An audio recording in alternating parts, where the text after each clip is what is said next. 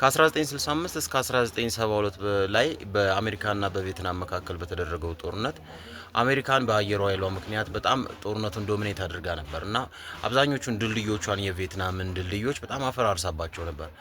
እናም ቪየትናሞች ከአንድ ቦታ ወደ አንድ ቦታ ራሽን ማዘዋወር በጣም ይቸገሩ ነበረ።